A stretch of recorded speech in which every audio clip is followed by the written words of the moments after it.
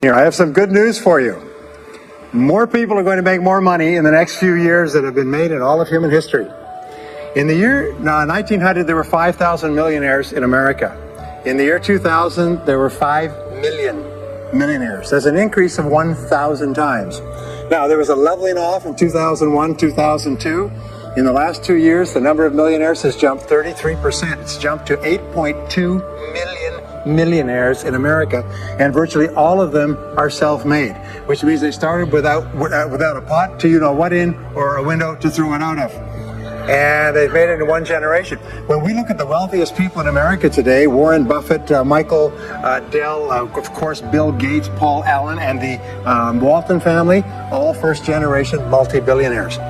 We have a $12 trillion economy today that is growing at the rate of $500 to $600 billion a year, and all that money is going through somebody's fingers, and your job is to make sure it goes through yours and some of it sticks. Is that a good goal for today? And my job is to show you how to do it. The good news is that all the answers have been found. Self-made millionaires have been studied exhaustively, they've been analyzed, they've been interviewed by the hundreds of thousands and millions, and what we know is exactly who they are, and what they do, and how they think, and how they tick, and the decisions they make, and the things that they do and they don't do. And the wonderful thing is this: if you do what other successful people do, you eventually get the same result that they do. Now, some people say, well, I started off without any money, and I don't have any money now. Well, join the crowd. Nobody's got any money. Most people are broke up into their 40s and 50s. So if you're broke today, you're just one of the gang. The only question is, do you stay there? And the answer is no. Now, when I started off in this many years ago, I came from very poor beginnings. I did not graduate from high school. I finished in the half of the class that makes the top half possible. When I left school, I dropped out of high school. I could only get laboring jobs. I was told, by the way, if you don't get a good education, you won't do well in life. Don't get good grades, you won't get a good job. Don't go to college, you won't do well, and so on. And I believed that for a long time, until I found there's hundreds of thousands, millions of people who dropped out of high school who went on to become millionaires and billionaires as well. The reason I say that to you, by the way, is don't let it hold you back. Don't let any experience that you've ever had in your life act as a brake on your potential, because there's hundreds of thousands of people who've had it worse than you could ever dream of, who've gone on to accomplish wonderful things. So I worked at laboring jobs for several years. I worked in construction. I worked on farms and ranches. I worked in factories putting nuts on bolts hour after hour. And one day, in a state of frustration, I began asking this question: why is it that some people are more successful than others? Now, in the Bible, there's a line that says, "Seek and ye shall find, for all who seek, findeth. Ask and the door will be open." So I began asking other successful people, what are you doing differently from me? And they told me, and I did it, and I got better results. I got into sales when I could no longer get a laboring job, like many of you. And in sales, I noticed that one of the guys in my company was making 10 times as much as anybody else, and he was selling the same product out of the same office at the same price to the same people under the same conditions, and he was making 10 times as much as anybody else. So I went and asked him, what are you doing differently from me? And he told me, and I did it. Now, what I discovered, which changed my life and which brought us here today, is I discovered the law of cause and effect. The law of cause and effect, sowing and reaping, action and reaction, is the great universal or iron law of the universe. What it says is that everything happens for a reason, is that there are no causeless effects, is that even if we don't know what is causing the effect, we trace it back. It's the basis of the scientific process, of all medical research, of all marketing, of all business, is if you can define an effect that you want, you can trace it back and find somebody who at one time did not have that effect, and then find out what they did, and then do the same things, and you eventually get the same results. We say that success is not an accident. Failure is not an accident. Success leaves tracks. So if you just follow the tracks of other successful people, no matter where you're starting from, you eventually get to the same place that they get. Well, this was a shocker for me, because, and I learned later in psychology, by the way, that one of the two most important things we need to have to be happy and healthy is a sense of control, a feeling that we are in control of our lives, that things are happening for a reason, and a sense of coherence, a feeling that things fit together. Well, when I realized the law of cause and effect explained everything, I thought, wow. So in sales, I went to the top of my sales force. I read, I learned, attended courses, And especially I applied what I learned. And then when I got into sales management, I again read the books and took the courses and asked for advice. And when I got into real estate and importation and development and manufacturing and distribution and a whole series of businesses over the years, the first thing I did is I asked, how does it work? How do people succeed in this field? And then I buried myself and immersed myself. I spent hours and hours and hours studying, and then I did what the most successful people did. Interesting point. We say that nature is neutral. In other words, nature doesn't care who you are. It doesn't care if you're tall or short or male or female or black or white, educated or uneducated. Nature doesn't care. All that nature cares is that you do what successful people do. It's like making a recipe. Nature doesn't care. You follow a recipe. If you follow the recipe exactly, you get the dish. Nature doesn't care who's doing it. And that's the wonderful thing about our society. It's basically like justice. It's blind, is nature doesn't care. In fact, there are a lot of people who are not as smart and not as talented as you who are doing vastly better than you, not because they're better, but because they're just following proven success methods. There's nothing that will make you madder than to see somebody who's dumber than you, who's making more money than you. Right? Have you had that experience? So what we do is we use proven success methods. We just find out what they are and we do them over and over again. Quick point, nothing works the first time. Okay? Please understand that. Nothing works the first time. What is the average number of times that a person tries with a new goal before they give up? Can you guess? Well, the average is less than 1. Because most people give up before they try even once. They say, that's a great goal. I'd love to be financially independent. And then they give up. They don't even try. They say, but I couldn't because of this and because of that and so on. And then they move away to a wonderful place called Someday I'll. You ever heard of Someday I'll? Someday I'll start saving money. Someday I'll get out of debt. Someday I'll lose weight. Someday I'll start a business. Someday I'll get serious about my finances. And most people live on Someday I'll. Your job and my job is to vote yourself off the island, right? And we start taking control of our lives. Well, about some years ago, I was called by a major businessman, and he asked me if I would do a talk for his 800 entrepreneurs that own separate franchises within his organization on how to become a self-made millionaire. And I said, sure. When you're a young speaker, you agree to speak on any subject. Sure, I'll speak on that subject. And I was just like most people. When I was young, I wanted to be a millionaire by the time I was 30. And when I hit 30, I put it off to 35. And as I got to 35, you put it off to 40. And then you kind of just don't look at it anymore. You forget about it and feel the deck is stacked against you. Well, I was about 38, 39 when he called me up and asked me. I said, sure, no problem. And I said, now, what do I know about self-made millionaires? And this is a shocker. I didn't know anything. Oh, I knew that they had more than $1 million, but that's a real basic piece of knowledge, you know. So I started thinking, what do I know about it? So I began to study them. And that's when I found out that they've been studied so thoroughly, is we know everything there is to know about them. They are a source of incredible fascination. And there's 50 years of research. So I began to read the studies and find out where they came from and what they did and how they thought and where they started and the decisions they made and the kind of people they were. One of the things that I learned, by the way, is that becoming a self-made millionaire is not the important thing. What is really important is the person you have to become a self-made millionaire. You have to become a totally different human being. One of my friends says that in order to achieve something you've never achieved before, you have to become someone you've never been before. And it's a really important insight, is the qualities that you need to develop, qualities on the inside to become a self-made millionaire, are incredible qualities that make you a vastly better person.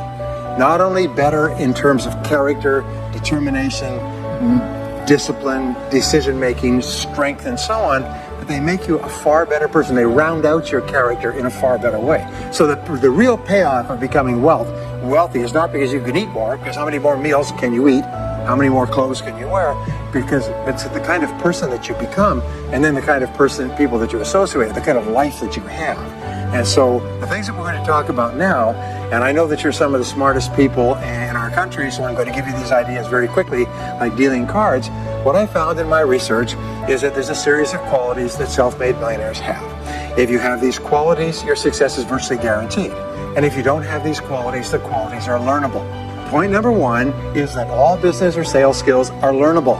All financial skills are learnable. If you can drive a car, you can learn any skill. If you can drive a car, you can learn this skill. Now, number two is you're probably only one skill away from doubling your income right now. you're probably only one skill away from setting yourself on the road to becoming a self-made millionaire. That turns out to be the case for almost everyone. And if you don't know what that skill is, maybe over the course of the time we spend together, it'll jump out at you. But whatever it is, you've got to find it out and go to work on it, because it is learnable. It's a learnable skill. People say, well, I've never been very good with money. Well, get over it. Fact of the matter is, you can learn what you need to learn to achieve anything that you want to achieve. So, the success secrets of self-made millionaires. Give yourself a score of 1 to 10. And if you are weak on one of these, it can be enough to hold you back. If you're strong on all of these, then there's no limit to what you can accomplish. The first is to dream big dreams. Dream big dreams. Practice what is called back from the future thinking and project forward. Develop a vision of yourself as happy, healthy, wealthy, thin. Practice what top people practice, which is what is called idealization. You project forward several years and you imagine that your life is perfect in every way. Imagine that you have no limitations. Imagine that you have all the time and all the money and all the friends and all the contacts and all the education and all the experience, and that you could be or have or do anything you want in life. If you could, what would it be? If your life were perfect in 5 years, what would it look like? How much would you be earning? How much would you be worth? What kind of a family life would you have? What kind of health would you have? What kind of car would you be driving? What would your life be like if you could wave a magic wand and make it perfect in every way? Now, what we have found is this is the starting point of great riches, and it's the starting point of great success in life, is for you to have a dream or a vision of a wonderful future. Here's an exercise that we give people in our audiences, is take a sheet of paper and make up what is called a dream list. Now, imagine this is kind of like a kid's Christmas list, and that it just allows you to just run wild and just write down everything that you could think of that you could possibly want. I had a friend who I taught this to, and he got so excited about it, he bought a spiral notebook, and he began writing. And he'd go through the newspaper, and every single thing he saw in the newspaper that was nice, he wrote it down as a goal. He ended up, first time through, with 330 goals. With the end of the month, he had 500 things that he wanted. The interesting thing was that his life exploded. He activated the law of attraction, and he began to attract into his life people, circumstances, ideas, resources, insights that began to move him toward the accomplishment of the goals and began to move the goals toward him. Number 2 is to do what you love to do. Whenever you find people who are really successful in life, they're people who do what they love to do. They love their work. The great rule for success in life is to find something that you love to do and then find a way to make a living doing it. Now, when you find what you love to do, it'll be something that gives you energy, it motivates you, it enthuses you. It's probably something that you were meant to do from the time you were born. And when you ask self-made millionaires, what sort of work do you do? They'll often say, I've never worked a day in my life. I just do what I like to do. I had a graduate in my course once who came up to me and said, that's interesting. He said, when I was a little boy, I loved to study airplanes. He said, I got airplane books, and I had airplane models, and I had toy planes, and then I got into competitions with remote controlled planes. He said, when I grew up and went to school, I studied aeronautical engineering. He said, today, I'm 35. He said, I own 3 companies. One builds a small aircraft. Another one repairs and services small aircraft. Another one is in leasing and chartering small aircraft. He said, I've never worked a day in my life. He said, I've just played with planes since the time I was a kid. So one of the things that you can do is go back to the time when you were young, as a child between the ages of 7 and 14, before you discovered boys or girls. And what is it that you really love to do? And you'll often find that within that is something you're supposed to do as an adult. Number 3 is commit to excellence. Now, this is really, really important, and I had a hard time with this as a young man because I was never good at anything. I was never picked for any team, and if I was picked, I was the first person cut. I got lousy grades in every class. I got fired from multiple jobs. I even got fired from a job pumping gas once. Can you imagine that? Being fired for pumping gas because you're no good. They came out and said, you're no good at pumping gas. How can you be no good? Little old ladies can pump gas. And here I was no good at pumping gas. Anyway, so I got fired. I went from job to job. And then I discovered that all people who are successful are excellent at what they do. You know the old question they asked Willie Sutton, the bank robber, why do you rob banks? He said, that's where the money is. Well, being in the top 10% is where the money is. So what you have to do is you have to pay any price and make any sacrifice to get into the top 10% in your field.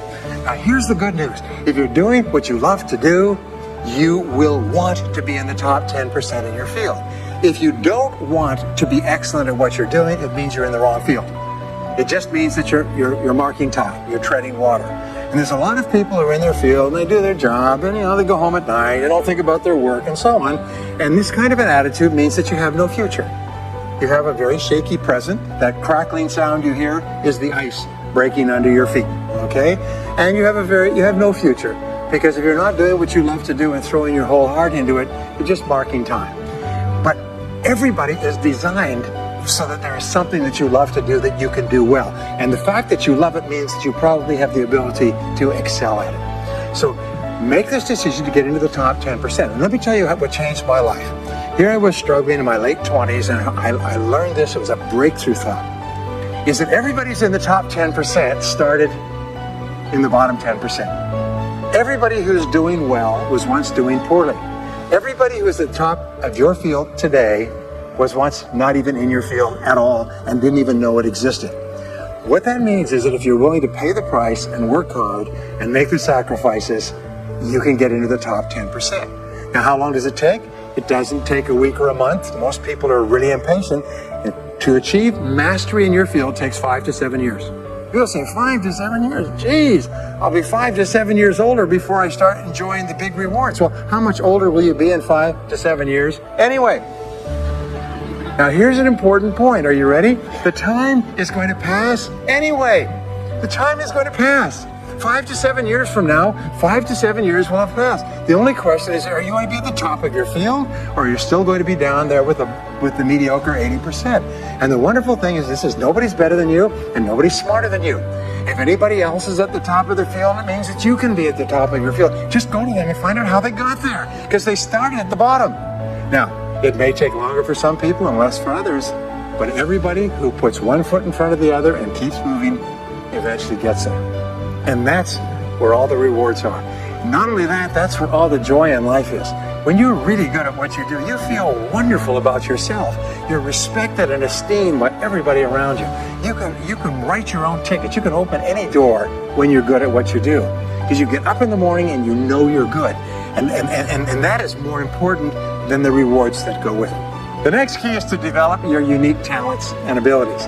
Every single person is designed from infancy with special talents and abilities that, if you develop them to their height, can enable you to accomplish anything you want in life. Everyone is genetically structured to be able to do something superbly, to do something they enjoy, to do it well, and to get great satisfaction from it. Peter Drucker often asks the question, what are you good at? What are you good at today? What should you be good at? What could you be good at? What will you be good at? And so one of the questions that we ask is, looking back in your life, what has been most responsible for your success up to now? What has been most responsible in the past? What is it that you have done that has gotten you the best results? Because as we said before, success leaves tracks. And if you look back into your past, you'll often find indicators that guide you to your future. Do you remember that fellow that won $300 million in the lottery? He was a high school physics teacher. And they asked him what he's going to do with it. He said he's going to take a week off and then get back to work, because he doesn't want to give up his job teaching high school physics, because he loves his work so much. That is a person who's in the right place for him. And now you can just drive to it in a nicer car. Anyway, now the next key to becoming a self-made millionaire is to see yourself as self-employed. What we found is the top 3% of adults in our society see themselves as self-employed. They see themselves as in charge of their own lives. When I started off my career as a young man, I was 21 years old, working as a construction laborer, living in a one-bedroom apartment, broke, taking buses 2 hours every morning to get to work and buses 2 hours to get back. I still remember that, and I still remember a light going off one evening. I was sitting there in my little apartment, in my little kitchen alcove, and I suddenly realized that I was responsible, that I was in charge of my own life, that no one was coming to the rescue. And it was one of the great turning points in my life. So what you find is that all exceptional people are highly responsible people. They look upon themselves as self-employed. Sometimes I'll ask an audience, I'll say, how many people here are self-employed? And some people will raise their hand and some won't. I'll say, now what's the true answer to this question? And the true answer is that everyone is self-employed. The biggest mistake you can ever make is to ever think you work for anyone else but yourself. Even if someone else signs your paycheck for you all your life, the most valuable people in any organization are the people who treat the company as though it belongs to them. They see everything that happens as affecting them personally. They're not the 9-to-5ers, the no-hopers that say, yeah, well, I go to work, when I'm not at work, I don't think about my work. These people, somebody has told them that's a clever way to think. It's the way losers think. Winners think about their company, and when they're not there, they think about how they can do it better. When something happens in their company, they take it personally because they see themselves as highly responsible. As a result, they're paid more, they're given more educational opportunities, they're promoted faster, and these are the people that eventually, like cream, rise to the top of every organization and every industry, the top 3%. The next key to becoming a self-made millionaire is to develop a clear sense of direction. Developing a clear sense of direction means that you need to become intensely goal-oriented. We find that all successful people are goal-oriented. There's an old saying, you can't hit a target that you can't see. You've got to know what you want in every area of your life. Some years ago, I worked with the Hunt Oil Company in Texas. The Hunt Oil Company was founded by H.L. Hunt, who became the wealthiest, self-made, multi-jillionaire billionaire in the world. At his peak, he owned 200 companies and had a royalty income of $3 million a day. Most phenomenal man, by the way. And he was interviewed by a friend of mine on television before he died in the early 70s.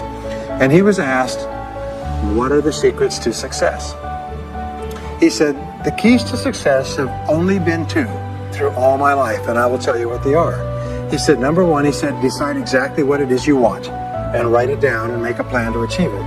And number two is determine the price you're going to have to pay to get it and then resolve to pay that price. Now, where the law of sowing and reaping cause and effect, I learned an additional point to that. I learned that your current life today is the result of the price you've sown up to now. Is whatever you've put in, you get out. So whatever you're getting out today is a result of what you've put in.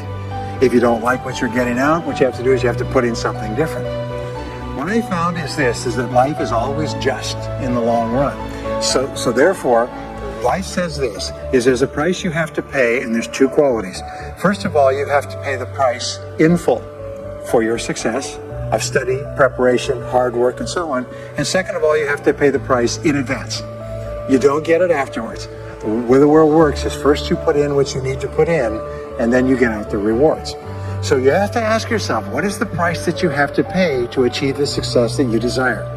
And you have to write it down and make a plan and work on it every day.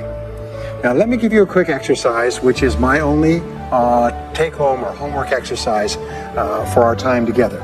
I want you to take a piece of paper like this and write down 10 goals that you'd like to accomplish in the next 12 months. Write the word goals and today's date at the top of the page. Write down 10 goals you'd like to accomplish, and then ask yourself this great question. If you could only accomplish one goal on this list, but you could accomplish it within 24 hours, which one goal would have the greatest positive impact on your life?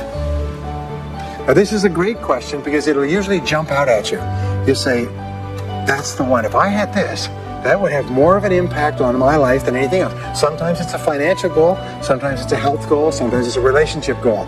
But whatever it is, put a circle around that goal and then turn the page over and write it at the top of the page, set a deadline on the goal, make a list of everything that you could think of to do to achieve the goal, and then begin working on your list. And here's the kicker, do something every day. Do something every day that moves you one step forward towards your major goal. My promise to you that this exercise, selecting your most important goal, making a plan, and working on it every day will change your life in ways that you cannot imagine. They say that people begin to become great when they determine their major definite purpose, their number one goal, and work on it every day. It is the secret to becoming a self-made millionaire. It's the secret to great success in life. My promise to you is a week, a month, a year from now, you'll look back and you'll be absolutely staggered at the difference it makes. I was giving a seminar not long ago, and a gentleman came up to me and said, you know that goal setting exercise? It changed my life 10 years ago.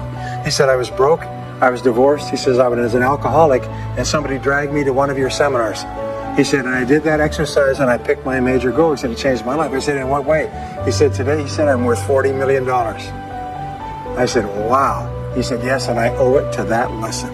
Next is refuse to consider the possibility of failure. It's the most amazing darn thing is that the fear of failure is the greatest single obstacle to success in adult life. And it's not failure itself, because each one of you is a professional failure. Each one of you has failed over and over and over again. Isn't that true? All of us fail. All human beings fail over and over. 9 out of 10 things that we try don't work out the way we expected. We have failures in relationships and in jobs and in careers and investments and everything. It's not the failure that holds you back. The failure makes you smarter. We say that it is the fear of failure, not failure, that holds you back. And the way that you overcome failure is you never consider the possibility of failure. The rule is this, is there's no such thing as failure, there's only feedback. Is when you try something that doesn't work, you get feedback, not failure. And recognize that most things you try aren't going to work the first few times. So what you do is you say, oh, that's an interesting bit of feedback. And you pick yourself up and you move forward and you have more feedback and you move forward.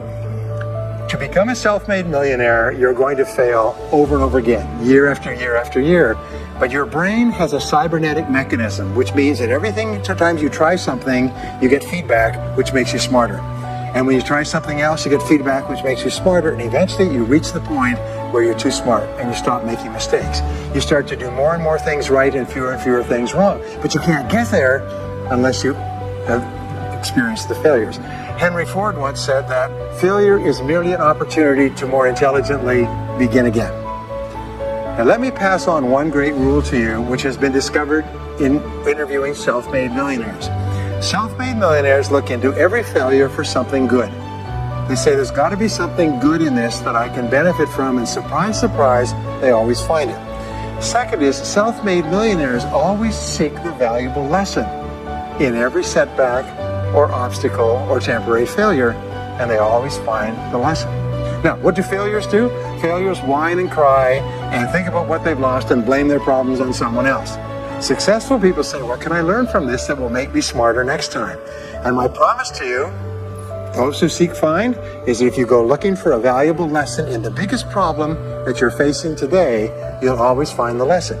Here's another possibility. Your biggest problem today could be the biggest gift that you have ever received, because it may contain within it the lesson that will make you successful. If you stop thinking about what happened and who's to blame, and you start looking for the gift within your problem, sometimes it can transform your life. The next key is to dedicate yourself to lifelong learning. Now, what takes you from rags to riches is personal development, personal professional development. In the 21st century, as Peter Drucker says, knowledge and skill are the keys to the 21st century. And the only thing that will be relevant, the only skill that will be relevant in the 21st century is the ability to learn new skills, because virtually everything you know is becoming obsolete at a rapid rate. Stephen Covey says that your current knowledge base has a half-life of 2 years, which means that half of everything you know will be irrelevant within 2 years. And 2 years from now, half more. So if you're not continually learning and upgrading your knowledge and skills, you're not staying in the same place. As Pat Riley says, the basketball coach says, if you're not getting better, you're getting worse. If you're not constantly learning, you're actually falling behind. So here are the 3 keys to continuous learning. Number 1 is read in your field 30 to 60 minutes each day. In other words, turn off the television, turn off the radio, put aside the newspaper, and just read in your field. The very best places to read, by the way, are books. Read books, the best-selling books written by the most successful people in your field, because books contain a wealth of riches that can enable you to function at a far higher level, to get much better results than you could before. So read 30 to 60 minutes a day. I've had people tell me, countless people over the years, that reading an hour a day has doubled and tripled their income within a year. The second thing you do is take every course that you possibly can. The courses and seminars that are available to you in your field, that are given by professionals are courses that have been developed over years and years and years. They have been tested and tested and tested. The person who is talking to you for several hours has spent thousands of hours learning their subject. They have dry tested this or done test runs with thousands of other people. When you take a course, you can learn enough information in 1 or 2 days, more than you could learn in 2 or 3 years or maybe even a lifetime, all distilled and put together. People say, I can't afford a course. You cannot afford not to buy books. You can't afford not to go to courses. Some years ago, I had a dentist, and he was a very successful dentist. I was recommended to me by a friend. And this dentist retired at the age of 53. And just before he retired, he sold his practice for about $2 million. Just before he retired, he told me why. He said about 8 years before, he had attended a dental congress in Hong Kong. This is from California. He'd flown all the way to Hong Kong to attend this international dental congress because there were specialists giving private lectures, sort of plenary sessions on the side. And he attended this session, and it was on a particular technique of cosmetic surgery that this dentist had developed that no one else knew, where you could basically straighten out a person's entire front jaw so they look beautiful at a very low cost, at a very high level of effectiveness. He came back and he began implementing this in his practice. People began flying from 500 to 1,000 miles away. Every dentist sent their families, members, and themselves to this dentist. He was able to charge whatever he wanted to charge. He said 8 years later, he retired as a self-made millionaire at the age of 53 to enjoy his money for the rest of his life from what he learned from one session at one convention at one course. Now, that is a true story, and maybe it's an exception, but you can never tell where the information is going to come from. The third way that you can upgrade your skills is listen to audio programs in your car. The average driver drives 500 to 1,000 hours a year, 25 to 50,000 miles. If you listen to audio programs in your car, according to the University of Southern California, you will get the equivalent of almost full-time university attendance just listening to learning material as you drive around. It can totally and profoundly change your life. Very, very important. Here's an interesting point. The more you commit yourself to becoming the best person you can be, the more you like yourself and respect yourself, the more energy you have, the bigger goals you set for yourself, the more you persist. When you invest in yourself and you read and learn and upgrade your skills, you're telling yourself, wow, I am a person with a great future, and it's up to me to maximize my potential. And your self-esteem goes up, your self-respect goes up, your sense of personal pride goes up, and you started to get promoted more and paid more in every part of your life. Well, the next is to develop a workaholic mentality. In our society today, you hear all these people talking about take it easy, have balance in your life, relax, lean back, have fun at work, happy, get along with your coworkers. This is loser talk. Loser. Now, there's a time in your life when you can back off, all right? You can take it easy, but that's when you've made it, not before you've made it. Because before you've made it, you're in a competition with hundreds of thousands of millions of other people, like at the Olympics, who also want to make it. And in order for you to win, you are going to have to work harder and work better and work smarter than they do. So the rule is to develop a workaholic mentality. And what does this mean? It means that you start a little earlier, you work a little harder, and you stay a little later.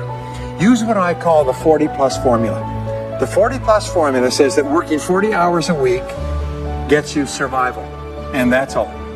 You work 40 hours a week, you survive. You make no progress. You don't go ahead. You just barely hang on. Every hour that you invest in your work or yourself over 40 is an investment in your future. So you can tell what your future is going to be with unerring accuracy by looking at how many hours over 40 you put in. Now, how many hours does the average self-made millionaire in America work until he passes the $1 million mark? 59. Some of them work 70, 80, 90. The average is 59 hours. How much does the average top executive work? 59 hours. So that's rule number one, is the hours you put in over 40. If people say, well, my office is locked and I can't get in more than 40 hours a week, then good. Then spend the rest of the time investing in yourself, getting better at your work when you do it.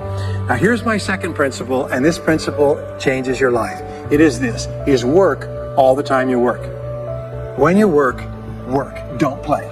Fully 50% of working time today is wasted, and it's wasted in idle conversation, personal business, family phone calls, surfing the internet, reading the newspaper, drinking coffee, long lunchtimes, coming in late and leaving early. And then the other 50%, you're scrambling because now you're behind because you wasted so much time fooling around. Now you start to work and you don't work on high priority tasks. You try to get rid of all the little stuff. So what happens is the big tasks begin to build up like an avalanche overhang, and they cause enormous stress. And you go home at night and you're thinking about this job, I've got to get this project finished, but I can't discipline myself to stop talking to my coworkers. Every time one of them comes in, like automatic, like a conditioned response, it's blah blah time. Chatter, chatter, chatter, chatter, chatter, chatter, chatter, chatter. No. What you have to do is work all the time you work. If someone comes in and says, hey, you've got a minute to talk, you say, yes, but not now. Why don't we talk after work? Meanwhile, I've got to get back to work. I'll tell you what, why don't you go down the hall and ruin his career? But don't stand here and ruin mine. It's really important. There's a great story of a little girl goes to her mother and says, Mommy, why is it Daddy always brings his briefcase home and he works in the evenings and he works on the weekends and he doesn't spend any time with the family? And she says, well, honey, you have to understand, Daddy can't get all his work done at work, so he has to bring it home. She said, why don't they put him in a slower class? Next key is to get around the right people. This is a key for becoming a self-made millionaire. Get around the right people. Dr. David McClellan at Harvard did studies for 25 years looking into why it is that some people succeeded greatly in life. What he found was as much as 99% of your success in life is going to be determined by what he called your reference group. Your reference group are the people with whom you habitually associate. They're the people that you associate with at work, the people you associate with home, your church, your political party, your social circle. What he found in working with people is that changing a person's reference group totally transformed the way they think. Why? It's because we are like chameleons and we absorb through the skin the attitudes, the opinions, the behaviors, the style of dress, the style of speech of the people with whom we associate most of the time. If you start to associate with winners most of the time, you find that they have a totally different worldview. They're positive, they're upbeat, they're focused, they're learning, they're growing, they're positive at what they're doing, and you start to become like that. We know that our relationships determine 85% of our happiness or unhappiness in life. In other words, if you have bad relationships, personal relationships, they will drag you down worse than a sea anchor. If you work for a bad boss, it'll destroy all your joy in work. If you have one negative coworker, they found that one negative person in an office can cast a blackness over the whole office because of his or her negativity. And so the most important thing you do is you choose your relationships with care and only associate with people that you like and respect and enjoy being around. Next is be prepared to climb from peak to peak. One of the keys to becoming a self-made millionaire is to realize that life is never one continuous train. It's always up and down. So it goes up. Like if you climb a mountain peak, you have to go down into the valley before you climb the next peak. So all of life is cycles and trends. All of life is cycles and trends. And there's up cycles and there's down cycles and there's up trends and there's down trends. The question is, what is the general direction of your trends? We say this, is that life is 2 steps forward and 1 step back. Successful people focus on the 2 steps forward and then they protect themselves on the downside. They build up cash reserves. They put in stop loss orders on their stock market. They very carefully watch what they're doing. So they try to maintain the 2 steps up and then make sure that the 1 step back is not so far. And then they want to make sure that this curve is generally upward so that each time there's a step back, they're still further ahead than they were before. The next one, which is to develop resilience and bounce back. Developing resilience and bouncing back is one of the key qualities of self-made millionaires because, as I said right at the beginning, most things won't work. This is a very interesting point, is that you're going to be knocked down over and over again. And what we know, as my friend Charlie Jones says, is you have to bounce, don't break. And when things go wrong, bounce. And so what I learned many years ago was this interesting technique of what is called mental rehearsal. And mental rehearsal says that you mentally prepare for the inevitable downturns before they occur. So you say, all right, in the course of life, things are going to go wrong, but when they do, I'm not going to become upset. I'm not going to get mad or angry or anything else. I'm just going to take it and learn from it and pick myself up and keep going. Sometimes I ask this question, does anybody here have any problems? Everybody says yes, everybody's got problems. Well, here's the rule, is all of life is a continuous series of problems. They never end. The problems just keep on coming, like the waves of the ocean. The only break in this unbroken series of problems will be the occasional crisis. So life will be problem, problem, problem, problem, problem, problem, crisis. Problem, problem, problem, problem, problem, crisis. It's like the waves of the ocean. 6 problems and a crisis. 6 problems and a crisis. Which means that everybody here is either in a crisis right now, has just gotten out of a crisis, or is just about to have a crisis. So what we have found is this: the hallmark of superior people, 30 years of research, is how you respond to a crisis. How you deal with problems and how you respond to a crisis. And what we have found is this, is superior people look for the solution to every problem.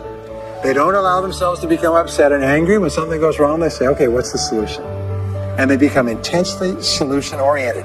When you have a very intense problem, that stimulates creativity to solve the problem. So what you do is you write and define the problem clearly. If you have a problem, you say, wait a minute, what is my problem? What is it that I'm worried about? And write it down. And the very act of defining a problem clearly often triggers the solution to the problem. One last technique that I want to give you with regard to your major definite purpose. And if you only do these 2 things as a result of our time together, they will transform your life. You've already identified the one goal that can have the greatest positive impact on your life. Now what you do is you take that goal and you write it at the top of a page in the form of a question. And you say, let us say your goal is to double your income. That could have a major impact on your life. You say, what are all the things that I could do to double my income in the next 12 months? Write it as a clear question. Even better, if you're earning $50,000 a year today, write, what could I do to earn $100,000 over the next 12 months? The more specific the question, the better. Then you devote yourself to writing 20 answers to this question. You must write a minimum of 20 answers. Work harder, work smarter, start earlier, stay later, change occupations, upgrade my skills, whatever it is. Keep forcing yourself to write till you've written 20 answers. We call this mind storming. The first 3 to 5 answers will be easy. The next 3 to 5 answers will be difficult. The last 10 answers will be incredibly difficult. But I have given this exercise to people who've gone on to become millionaires so many times I've lost track, because they often find that the 20th answer changes their whole life. And if you've ever done this once, it's absolutely staggering. More people have become millionaires with this simple idea of mind storming, what I call the 20 idea method, than any other single method of creative thinking ever discovered. Once you've got your 20 answers, pick one answer and take action on it immediately. Once you've got, it doesn't matter what it is, just take one answer and take action on it, and that will keep you thinking and acting creatively all day long. The next key to becoming a self-made millionaire is to become an unshakable optimist. An unshakable optimist means that you think and talk about what you want most of the time. Optimists think and talk about what they want. They look for the good in every situation. They seek the valuable lesson. They're constantly feeding their mind with great ideas, which opens up new perspectives. What I have found is that optimists have 3 wonderful qualities. Number 1 is they learn more things. As a result, they dramatically increase the likelihood that they will learn the right thing at the right time. Number 2 is they try more things, which dramatically increases the likelihood that they'll try the right thing at the right time. And number 3 is they persist. They never give up.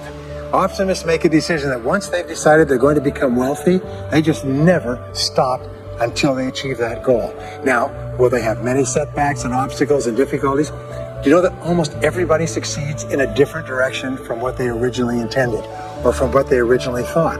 But they just keep going. Almost like a football player running down the field, running, blocking, changing, moving back, forward, continually, but never loses sight of the goal. So optimists learn more things, try more things, and persist longer. I want to leave you with the last 2 qualities of self-made millionaires. Second to the last quality is that they develop the qualities of courage and persistence. I said before, the biggest single obstacle to success is the fear of failure. The antidote to the fear of failure is the habit of courage. And what we know is that you need two types of courage to succeed. The first type of courage is the courage to begin. It's the courage to launch with no guarantees of success. Someone once said that if all obstacles must first be removed, nothing will ever get done. So successful people are willing to think, plan, make decisions, and then take action with no guarantees. We say leap and the net will appear. Take action with no guarantees and then learn. The second part of courage is the courage to endure. It's the courage to persist. It's the courage to keep on keeping on. It's to make the decision in advance that you will never give up. No matter what happens, you will never give up. You will get knocked down over and over again, but you'll never give up. And the interesting thing is, if you make that decision in advance, you'll find yourself continually bouncing back. So courage means the courage to begin and the courage to endure. And the final quality of self-made millionaires, and Napoleon Hill called this the master key to riches. After studying 500 of the richest people in American history, he said it's the quality of self-discipline.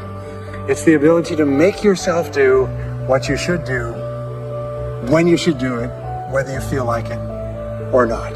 The quality of self-discipline is the quality that will make you a big success. It's the ability to force yourself to do what you know you should do. And here is the wonderful discovery. This persistence is self-discipline in action. Every time you persist, you build your self-discipline. Every time you practice self-discipline, you build your ability to persist. And the two of them are tied into your self-esteem. So the more you persist, the more you like yourself. And the more you like yourself, the more discipline you have. And the more discipline you have in practice, the more you like yourself. As a result, the more you persist. And eventually you get under an upward spiral where you become absolutely unstoppable. You reach the point where you know you can achieve the goal and nothing in the world can stop you. And every step that you take forward makes you stronger and stronger and stronger, until finally people say, I know one thing about him, I know one thing about her. You cannot stop him or her. Once they decided they want something, they will not stop until they get it. And when you develop that quality, there will be nothing that is impossible to you. So let me just leave you with these last points. We're living at the very best time in all of human history. More people are going to make more money in the next few years than has ever been made in all of human history. More people are going to become millionaires and are becoming millionaires today at a faster rate than we've ever thought possible. And no one is better than you, and no one is smarter than you. And if you do what other self-made millionaires do, then nothing in the world can stop you from eventually getting the same results as other self-made millionaires